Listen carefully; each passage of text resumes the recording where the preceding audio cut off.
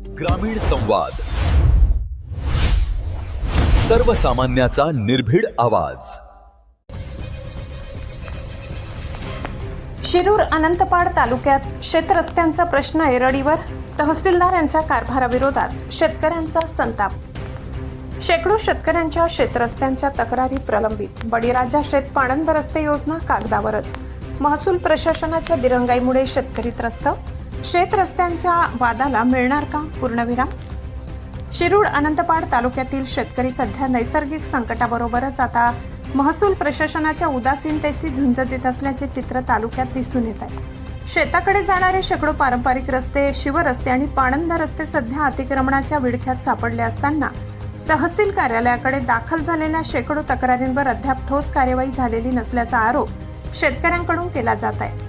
तहसीलदार किशोर यादव यांच्या कार्यपद्धतीवर नाराजी व्यक्त करत शेतकऱ्यांवर आत्महत्या करण्याची वेळ आली असल्याचे शेतकरी सांगत आहेत। तसेच प्रशासनाच्या दुर्लक्षामुळे भागातील ग्रामीण भागातील समस्या अधिक गंभीर होत असल्याचे सांगितले जात आहे। तक्रारी दाखल करूनही सुनावणी होत नसल्याने अनेक शेतकऱ्यांना शेतीची कामे करणे, खते बियाणे पोहोचविणे आणि उत्पादित माल बाजारपेठेत नेणे कठीण बनले आहे। तालुक्यातील साकोड, हिसामाबाद, हिपडगाव, गणेशवाडी, येरोड, धामणगाव, राणी, अंकुलगाव, भिंगोली, आजनी, सांगवी, घुग्गी, तळेगाव यासह अनेक गावांमध्ये शेतरस्त्यांचे प्रश्न अधिक गंभीर बनले आहेत। काही ठिकाणी पिढ्यानपिढ्या वापरात आलेले रस्ते बंद झाल्याने शेतकऱ्यांमध्ये संघर्षाची परिस्थिती निर्माण होत आहे। राज्य शासनाने शेतकऱ्यांच्या अडचणी सोडविण्यासाठी मुख्यमंत्री बळीराजा शेत पाणंद रस्ते योजना सुरू केली।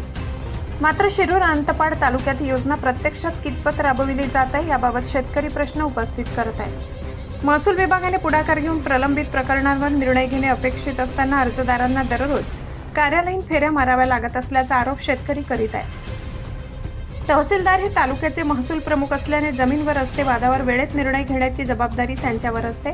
मात्र शेतकऱ्यांच्या म्हणण्यानुसार अनेक प्रकरणांमध्ये सुनावणी आणि पंचनामे रखडल्याने प्रशासनावरील विश्वास कमी होत आहे। शेतरस्त्यांचा प्रश्न केवळ वाहतुकीचा नसून तो शेतकऱ्यांच्या उदरनिर्वाहाशी जोडलेला आहे। रस्ते बंद झाल्याने शेती उत्पादनावर परिणाम होत असताना प्रशासनाची शांत भूमिका संयम निर्माण करणारी ठरत आहे। दिनांक 16 जून रोजी लातूर जिल्ह्याचे जिल्हाधिकारी डॉक्टर भारत बाष्टेवाड यांनी तहसील कार्यालय शिरूर अनंतपाड येथे आढावा बैठक घेतली।